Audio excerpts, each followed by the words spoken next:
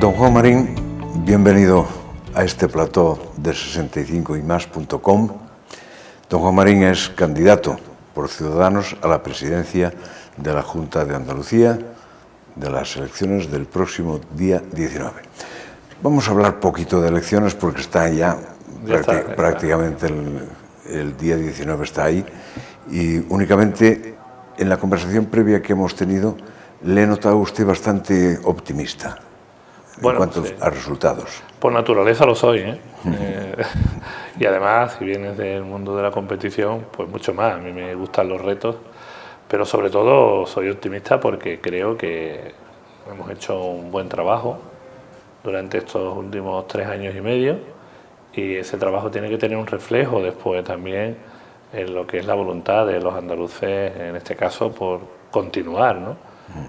Con una situación que yo creo que es muy favorable, que ha situado a Andalucía ahora mismo en una posición muy ventajosa después de haber atravesado una dolorosa pandemia, pero en una situación muy ventajosa, de mucha competitividad, especialmente cuando estamos hablando de crecimiento económico y generación de oportunidades en el empleo, que a mí por lo menos me hacen sentirme muy orgulloso, y por eso creo que puedo permitirme, entre comillas, el lujo en esta campaña de ser un poco optimista. Sí. Dígame en 2 palabras, ¿cuál es la diferencia entre la Andalucía que usted coge como vicepresidente del Gobierno y la que deja, aunque sea provisionalmente, ahora en 2022? Bueno, en estos 3 años y medio lo más importante ha sido una transformación social y económica que hace que Andalucía pues sea la locomotora de España, ¿no? Pero más allá de eso, yo me quedo con haber vencido, ¿no?, ese mantra que había de que Andalucía estaba condenada al fracaso. Cuando hablo de fracaso, hablo de paro, hablo de fracaso escolar, hablo de ser un poco siempre, ¿no?, bueno, pues una comunidad autónoma de segundo nivel. Creo que esa mentalidad ha cambiado en estos 3 años y medio con las reformas que hemos llevado a cabo en todos los ámbitos, sobre todo en el ámbito legislativo y fiscal y económico. Creo que eso se ha transformado. Y me siento especialmente orgulloso, Fernando, de haberle devuelto Andalucía a los andaluces. Ya Andalucía no es de ningún partido político. Hasta ahora parecía que los partidos nos poníamos la bandera el 28 de febrero, el 4 de diciembre, y que Andalucía era de un partido, era de una ideología. No, yo creo que Andalucía por fin es de los andaluces, y a mí me han ayudado mucho toda la sociedad civil y los empresarios a tomar muchas decisiones en estos 3 años y medio, porque ellos son realmente los que saben, ¿no?, de muchas materias. Así que creo que ese ha sido el verdadero cambio, ese cambio de mentalidad de los andaluces, de que realmente tienen esas oportunidades y las están aprovechando. Hábleme de usted. El otro día, en el periódico El Mundo, creo recordar, usted se dejó retratar con un salvavidas o un flotador. ¿Qué era, flotador o salvavidas o ambas cosas? Bueno, eran ambas cosas. Fue muy bonita la experiencia. ¿Pero qué simbología tiene? Bueno, realmente cuando se me plantea hacer esta entrevista, yo llego allí a la terraza de este hotel y me dicen: señor Marín, tírese al agua, porque usted es el político que se ha mojado más por los andaluces en estos 3 años y medio, y queremos hacer un reportaje de este tipo.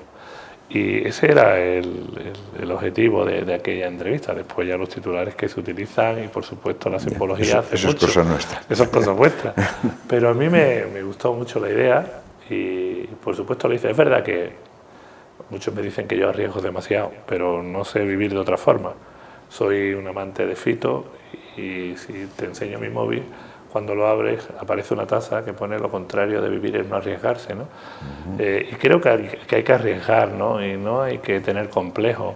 Pero sí, la foto es muy ilustrativa, tiene mucho significado, y yo creo que más que un salvavidas, más que un flotador, es una señal de que realmente no tenemos que tener miedo a lo que puedan decir de nosotros, sin más allá de lo que realmente significa, ¿no? Yo me divertí y lo hice por ese divertimento. Vivir... Lo volvería a hacer, aunque algunos de mis partidos me matarían. Vivir es arriesgar. Sí.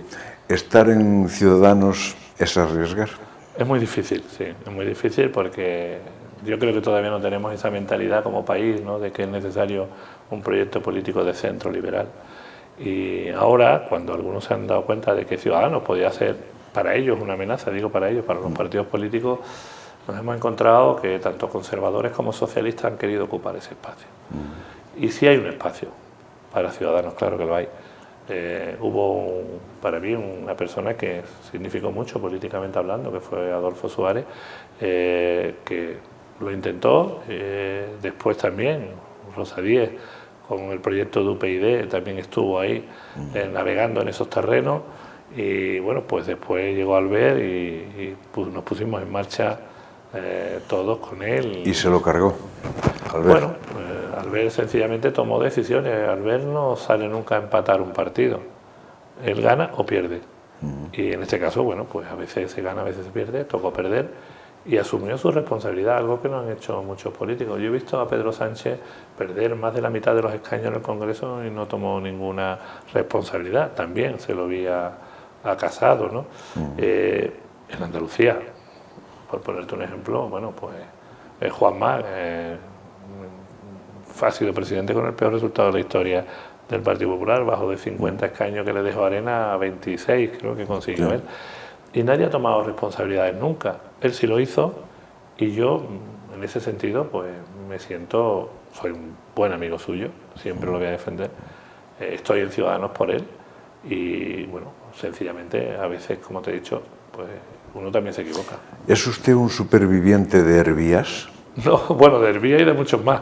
Sí, sí, de Hervías y de muchos más. Han intentado matarme muchas veces. No sé por qué, porque...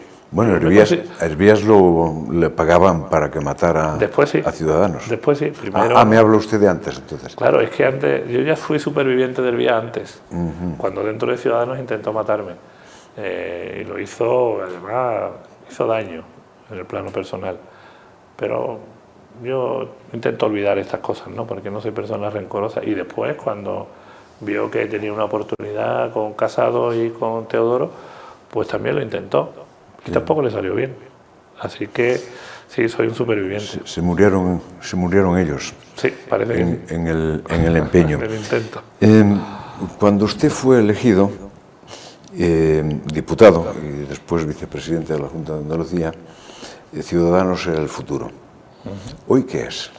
Bueno, yo creo que hoy es la esperanza y la ilusión de mucha gente que todavía sigue pensando que somos necesarios, pero que es cierto que no olvida que en estos últimos 3 años especialmente, pues no hemos acertado en muchas decisiones, ¿no? Yo tengo esa sensación y además no es una sensación, es algo que me transmite. No hay nadie que me diga, que me pare por la calle y no me diga, es que ustedes tienen que seguir ahí. Claro, podemos seguir aquí si nos votan. Si no nos votan va a ser difícil, ¿no? Pero, de verdad, Fernando, nadie me ha dicho lo contrario. Y eso, pues me hace ser optimista y, sobre todo, tener el convencimiento de que tenemos que seguir en este espacio, a pesar de los resultados, ¿no? A pesar de eso, tenemos que continuar con este proyecto. Y por eso yo estoy en Ciudadanos. Podía haber estado en muchos sitios, ¿no? Como bien sabes, pero yo voy a seguir aquí. Sí, o sea, una de las preguntas que le hacen a usted últimamente en las entrevistas es: ¿no va a dimitir, sea cual sea el resultado del próximo domingo? No, eso no es cierto, eso no lo he dicho yo. Yo he dicho que yo creo que en política hay que entrar y salir con dignidad. Y si mañana yo no saco ningún diputado o saco un diputado, mire usted, yo tengo que asumir mi responsabilidad, porque soy el candidato. No puedo decir, no, es que me conformo con sacar uno. ¿De qué estamos hablando? Para mí el resultado al que tenemos que llegar el próximo día 19 es renovar este proyecto que empezamos el Partido Popular y Ciudadanos hace ahora 3 años y medio. Ese es mi objetivo. La proporción me da igual, porque al final los ciudadanos no saben cuántos diputados hay hoy del PP o de Ciudadanos en el gobierno, que por cierto son 21 y 26. Pero si somos capaces de culminar 4 años más este proyecto y estamos ahí, creo que eso es un éxito. Algunos me dicen 3 diputados, 5 diputados, 8, no lo sé. Lo importante es que la suma y Ciudadanos sea decisivo para que podamos continuar situando a Andalucía donde al menos yo soñaba desde hace mucho tiempo, que no era precisamente en los titulares de corrupción política, de fracasos que estábamos hasta el 2 de diciembre del 18. Pero lógicamente si un resultado no nos lleva a ese escenario, pues yo asumiré mi responsabilidad. Tiene que ser así. Así lo veo yo, ¿eh? Sí, sí. No, le agradezco la matización, porque yo había entendido justamente lo contrario. Es decir, que si se sacaba un mal resultado, que su responsabilidad sería continuar con el empeño. Se lo agradezco mucho y creo que nuestros espectadores se lo agradecen también. Hablando de gratitud, ¿le agradeció Juanma Moreno que haya sido presidente gracias a usted? Sí, y de hecho lo hablamos el mismo día 2 de diciembre del 18 a la 1:15 de la mañana. ¿Cómo se acuerda usted? Me acuerdo perfectamente porque en ese momento mi vida también cambió, no solamente la de él, ¿no? Aquella noche me llamó después del resultado, me felicitó. Por cierto, fue el único candidato de fuerzas políticas que se presentaron a las elecciones del 18 que lo hizo. Me llamó, me felicitó y me dijo: tenemos que hablar. Y yo le dije: Juanma, tranquilo, quédate tranquilo, que como te dije en el debate de televisión, si tú y yo sumábamos, formaríamos gobierno y tú vas a ser presidente. No. Déjame a mí negociar la mesa del Parlamento y todo lo demás, que no se me da mal esto de la negociación, pero sí, desde el principio hubo ese compromiso y siempre lo he agradecido, ¿eh? Sí. Déjame decirle que, visto desde fuera, le está hablando un gallego, aunque sea periodista. Ha sido usted y su partido un ejemplo de lealtad. Una coalición es complicada, lo estamos viendo en el Gobierno de la Nación, por ejemplo, y por lo menos no han trascendido las diferencias que hayan podido tener, no hubo traiciones, y en el último debate en Televisión Española, Juan Marín se ha distinguido por una defensa de quien fue su contrario en las anteriores elecciones, es decir, por Juanma Moreno. Eso supongo que se lleva en el alma, ¿no? Es que eso es ser centrista. Es una forma de ser, de entender la política. Más que la política, la vida, ¿no? Te lo decía antes, yo vengo del mundo del deporte, de la competición, y ahí hay veces que gana, hay veces que pierde, y cuando pierdes porque el rival juega mejor que tú, hay que felicitarlo. No te puedes enfadar con el rival porque está haciendo su trabajo, y cuando ganas pues también esperas que haya un cierto reconocimiento. Pero también te tengo que confesar que entre Juanma y yo, además de esa lealtad que hemos tenido los dos, siempre hemos hablado cristalino. Mira, esto es posible, esto no es. Cuando él me ha dicho: oye, Juan, estamos negociando con Vox este tema, yo le he dicho: Juanma, yo por ahí no entro, tú puedes llegar al acuerdo que tú quieras, cuando llegue al Parlamento lo votáis vosotros, yo no lo voy a hacer. Ha habido votaciones en las que no hemos estado de acuerdo en el Parlamento, pero son iniciativas que no es la gestión del día a día de un gobierno de 8,5 millones de personas, y menos en una pandemia. Pero además de esa lealtad, también te tengo que confesar que Juanma y yo somos amigos. Y a un amigo nunca se le deja solo en una batalla, en una pelea.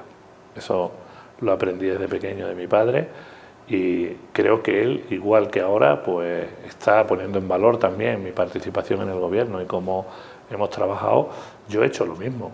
Eso es lo que ha permitido que este gobierno en coalición hoy sea un referente a nivel nacional, y me atrevería a decir que a nivel europeo, porque al menos eso me dicen mis compañeros de Bruselas, ¿no? Que Andalucía, nadie pensaba que se pudiera acabar una legislatura sin ningún problema, pero además no solamente convocar unas elecciones, sino durante toda la campaña electoral y hasta que se conforme el nuevo gobierno, seguir en las mismas responsabilidades, las mismas personas. Eso depende mucho de la relación personal, y entre Juanma y yo la hay. Don Juan, en la casa en que estamos tenemos que hablar de los mayores, del sector senior. ¿Qué es un senior para Juan Marín? Bueno, pues yo creo que es una persona de la que tenemos que sentirnos tremendamente orgullosos y a la que tenemos que respetar por lo que ha aportado a esta sociedad durante muchísimos años de su vida, y que ahora pues también tenemos que ocuparnos de ellos, ¿no? Yo espero que se ocupen de mí. Yo casi estoy entrando ya en esa edad, Fernando. No me mire. No te miro, pero a mí mucha gente me echa menos edad de la que tengo, ¿sabes? Yo ya estoy muy cerca de los 60, pero sí que es cierto. Yo me acuerdo cuando hablábamos del impuesto de sucesiones, donaciones en Andalucía, cuando hablamos de las plazas en residencia de mayores, cuando hablamos de las pensiones, cuando hablamos de muchísimos servicios, de todos los proyectos que tenemos de accesibilidad, de inclusión, pues estamos hablando no solamente de políticas, ¿no? Estamos hablando de personas que nos han dado la oportunidad de ser lo que somos. Y sí. ahí creo que todos tenemos una deuda, ¿no? O sea, eso de devolverle a la sociedad parte de lo que hemos recibido de ella es gracias a todas esas personas que hoy ya tienen una edad y que gracias a su trabajo, su esfuerzo y su talento, pues nos han hecho ser lo que somos, ¿no? Y creo que tenemos que sentirnos, a pesar de que todo es mejorable, pero yo estoy muy feliz de vivir en democracia, en el siglo XXI, y de poder haber avanzado de la forma que lo hemos hecho en estos últimos 40 años, que no era nada fácil la transición que hemos vivido, ¿no? Sí. Al terminar la legislatura, hablando del mundo de los mayores, ¿qué cosas deja o cree usted que deja sin hacer? Y pensando en la legislatura que viene, si usted está en el gobierno, ¿cuál es su prioridad pensando en los mayores? Bueno, fundamentalmente yo creo que hemos dejado de hacer cosas y hay que explicarlo, porque hemos tenido en medio la circunstancia que hemos tenido, ¿no? Pero tenemos que avanzar mucho, sobre todo en el estado de bienestar. Yo creo que tenemos un déficit importante en Andalucía de recursos, especialmente de atención individualizada a las personas mayores. Porque sí, las residencias, porque las ayudas, la tarjeta oro, todas estas cuestiones están muy bien, ¿no? Pero hay muchas personas mayores que deciden vivir solos. Y ahí, a través de la Consejería de Igualdad y Políticas Sociales, que por cierto algunos quieren desmantelar, pues ha quedado pendiente, entre otras, una de esas leyes que nos van a permitir ayudar a todas estas personas a impulsar esas políticas para que puedan tener una atención diaria, personalizada, donde realmente, bueno, pueden llevar a cabo su vida con total independencia y normalidad. O también, otra parte importante, que es cómo seguimos aprovechando el talento y la capacidad de muchos hombres y mujeres que con su formación y con su trabajo hoy pueden seguir aportando mucho a esta sociedad, también desde el plano de en este caso de la colaboración ya más privada con las instituciones. Hay muchas asignaturas pendientes que creo que son importantes de resaltar. No se puede desaprovechar todo ese talento. Y me da mucha tristeza, porque bueno, yo aprendo mucho a diario esta misma mañana he estado hablando con un amigo que tiene ya cerca de 85 años y sigo aprendiendo todos los días de él, ¿no? Y eso no se puede desaprovechar. Sí. Aunque ha citado muchos temas de los que tengo previsto plantearle como puro test, se lo planteo a todos los entrevistados que pasan por aquí. Pensiones. Bueno, yo creo que sin lugar a dudas el tema de las pensiones tenemos que hacer a nivel nacional, tenemos que llevar a cabo una revisión, porque no podemos estar con una situación como la que vivimos en este momento, ¿no? Una inflación de un 8 y pico % y que las pensiones se revaloricen el 1, el 1,5. Esto es un disparate. Tenemos que buscar unos módulos de actualización automática, tanto de las pensiones como de otras cuestiones, pero especialmente ahí donde realmente no se pierda poder adquisitivo, porque en un momento determinado tengamos una crisis energética o podamos tener, digamos, una crisis como la que hemos vivido estos últimos años. Ahí tiene que haber una actualización, como te digo, inmediata. Y estamos creciendo a un ritmo de un 4,5, pero tenemos una inflación de un 8,9, un 8,7, y lo que no puede ser es que las pensiones vayan al ritmo que van. Es que es injusto totalmente, ¿no? Creo que tenemos pero que hacer lo que está previsto en la ley es que suban de acuerdo con el IPC. Pero es que el IPC no es real en un momento como este. y ahí están perdiendo poder adquisitivo todas las personas que cobran. Yo voy a ser pensionista o voy a cobrar mi jubilación dentro de nada, 5 o 6 añitos, y que no es tanto tiempo. Es decir, yo creo que cuando tú has estado trabajando toda tu vida, has estado cotizando, lo que no puede ser es que hoy no puedas tener una pensión digna que te permita vivir y cubrir tus necesidades fundamentales. Entonces, en base a lo que has cotizado, lógicamente tienes una pensión o tienes otra, pero la actualización de esas pensiones tienen que ir no solamente con el IPC, que en este momento se está produciendo, tenemos que ir a un nivel de convergencia que nos permita que en situaciones como esta pues se pueda de alguna forma adaptar digamos ese incremento a lo que es la realidad del día a día. Dicen un incremento del IPC de este año del 1,5% significa pues, una pérdida de poder adquisitivo que puede estar en torno a un 6%. Ya, bueno, pero el ministro está diciendo que va a subir de acuerdo con lo previsto por la ley. Ya, claro. Y luego, claro. Y luego están los técnicos. Después nunca cumplen las leyes, pero en este caso sí, para esto sí.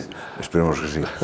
Dicen los técnicos que una subida tan fuerte de las pensiones pondría en peligro la propia existencia del sistema público de pensiones. Bueno, yo creo que la existencia del sistema público de pensiones depende de la capacidad de crecimiento en empleo que tengamos. Si generamos empleo, porque no puede ser que España sea un país con una tasa de paro como la que tenemos, que duplicamos y triplicamos la media europea de la forma que lo hacemos, ¿no? Ahí te pongo un ejemplo, Andalucía, no hay que irse muy lejos, voy a hablar de lo que mejor conozco. Hemos llegado a tasas de paro del 36, bajamos al 26, en el 18 nos la dejaron en un 23, ahora estamos en un 19, con una tasa de paro del 19 y con 3.200.000 cotizantes, cuando tenemos 8,5 millones de ciudadanos y casi 4.100.000, 4.200.000 en edad de trabajar, pues lógicamente lo que hay que hacer es precisamente crecer en lo que es la oferta en el empleo para que podamos tener lógicamente los recursos para mantener las pensiones. Lo que no puede decir, no, mire usted, es que como le pagamos mal a los pensionistas, pues vamos a poner el sistema en riesgo. No, vamos a hacer eso y después vamos a hacer una administración mucho más eficiente y no engordar tanto la administración como lo estamos haciendo, para que realmente los recursos se destinen a las políticas que hay que hacer. En Andalucía nos decían que no era posible bajar impuestos y aumentar los recursos en políticas sociales, en sanidad y en educación. Y lo hemos hecho. ¿Por qué? Porque lo que hemos hecho fundamentalmente es favorecer el empleo.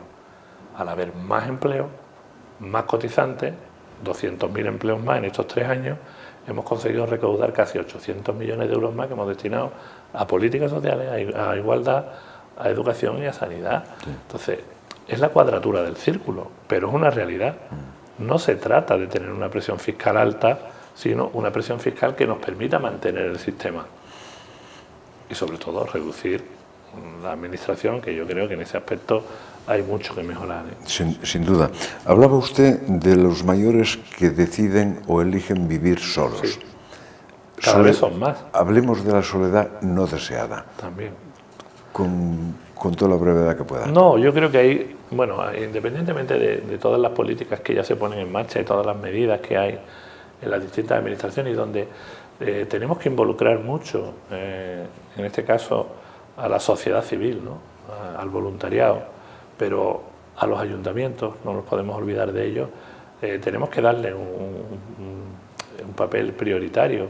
¿Por qué? Porque al final el ciudadano vive en un municipio, y si es un municipio pequeño, mucho más. Hay gente que, bueno, por las circunstancias, por lo que sea, pues termina viviendo solo, aunque ellos no lo quieran así. Sí.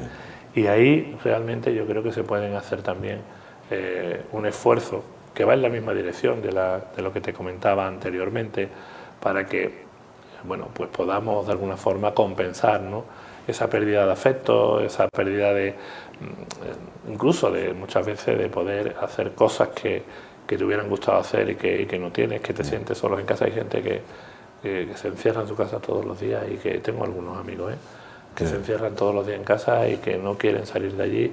Y ahí yo creo que también desde la colaboración entre las distintas instituciones y las organizaciones no gubernamentales que también trabajan, tenemos que ser capaces de dar un apoyo, ¿no?, ese cariño que hace falta muchas veces, más que otra cosa.